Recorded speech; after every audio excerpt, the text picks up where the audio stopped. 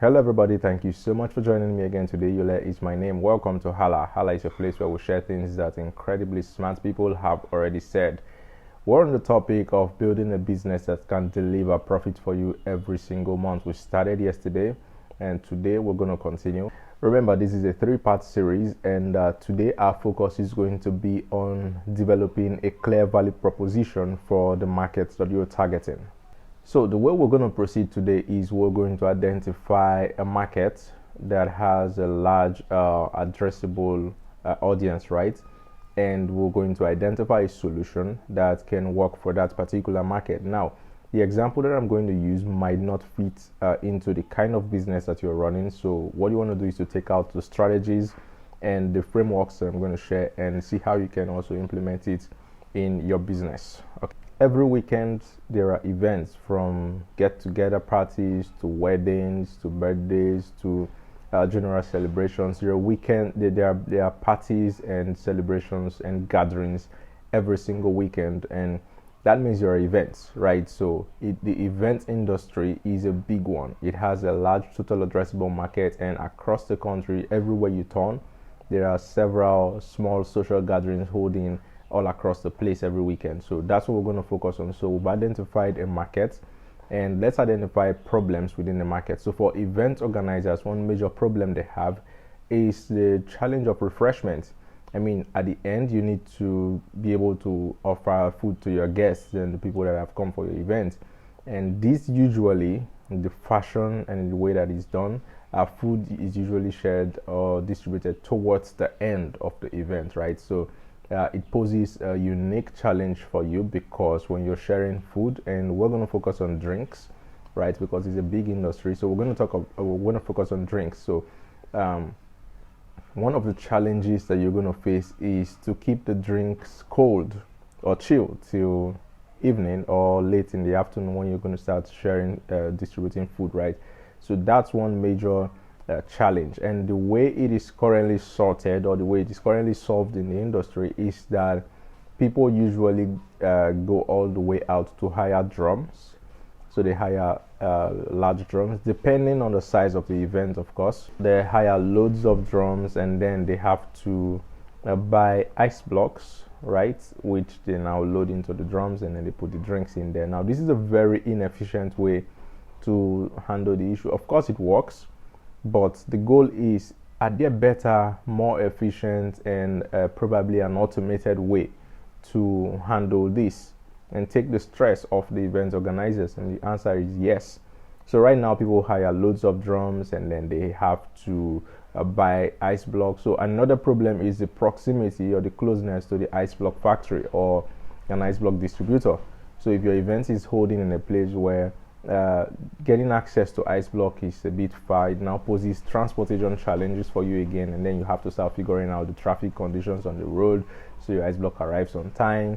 And then there's just a whole lot of bottlenecks in just to handle drinks. It's a lot of headaches already.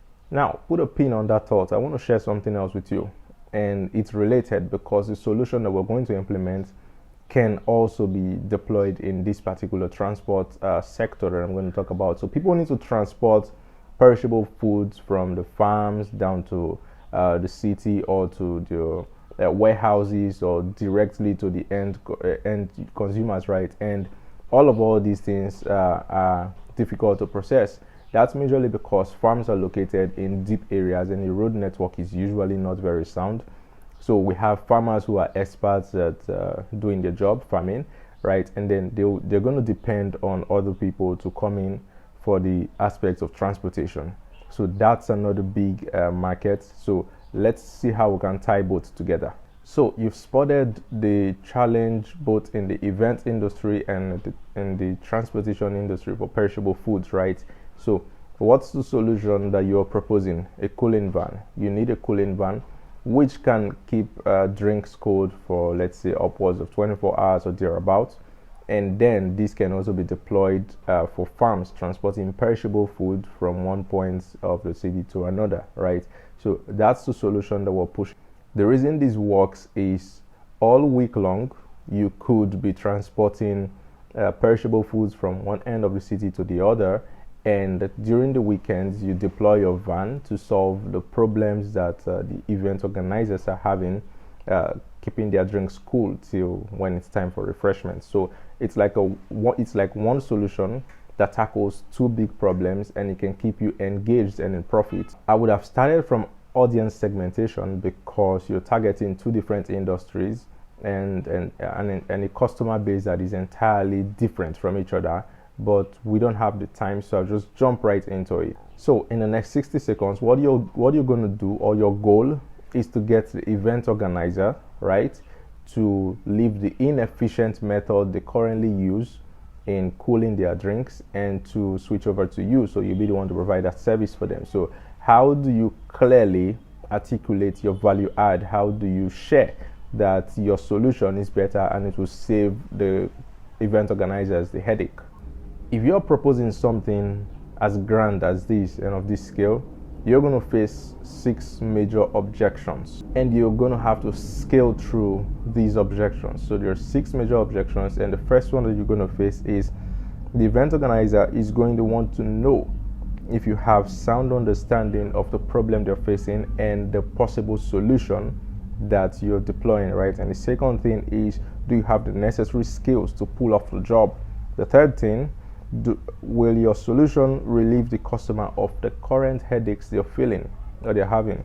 And the fourth thing, does your pricing fit into the budget of the customer? Number 5, how fast or efficiently can you deliver when compared to the current way they solve the problem, right? And number 6, which is the last, why should the customer, beyond every objection, say yes to you now and today? I wrote a quick pitch down, and I'm going to read it out to you. Now, my pitch would go something like this if I was going to clearly articulate my solution to an event organizer who's having the problems that we've listed above. So my pitch to Tom, if I was going to propose a business to him and take over or relieve him of his headache when it comes to keeping drinks cool, it's going to go something like this. And I wrote it down. I'm just going to read it out to you. So Tom, I understand how busy your weekends are, especially as you're one of the top event organizers in the town. It costs you $5,000 more and about 3 hours of time implementing your current solution.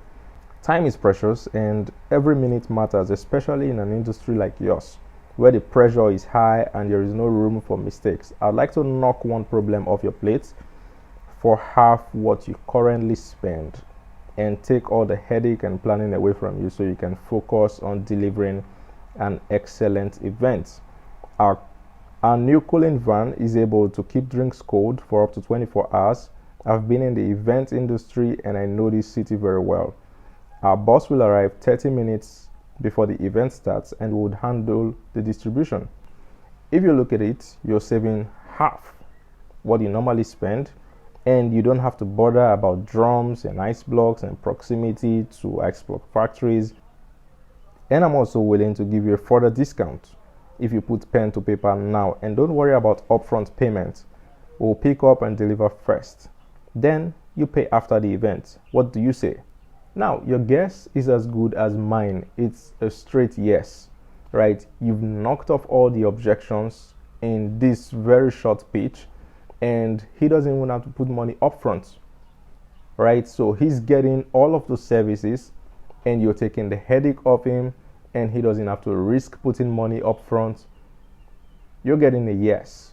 That's how you put out clarity, especially when you're trying to tackle a challenge in an industry that already has a solution. Even though the solution is inefficient, it works. So you need to understand that people are bothered. If I try something new, nobody sticks their neck out, right? So people want to know that if I try something new, I don't get burned.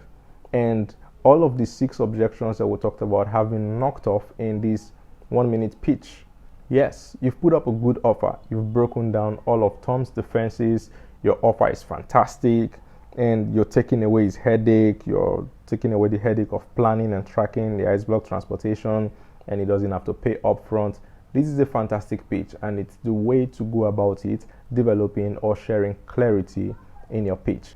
Now, this is a broad topic, and we obviously cannot cover it in one section, right? So we've broken it down into 3 different sections, and at the end of this, you'll be able to not just close deals like the one we just closed with Tom, but you'll be able to implement this for your business and several other deals that are in the pipeline, right? So we've broken this down into 3 different sections.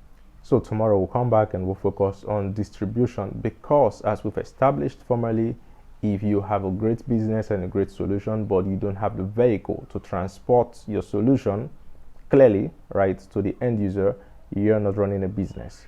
So thank you so much for joining me today, and see you tomorrow. Thank you for joining us today. Stay ahead in business by following Hal's Daily Insights.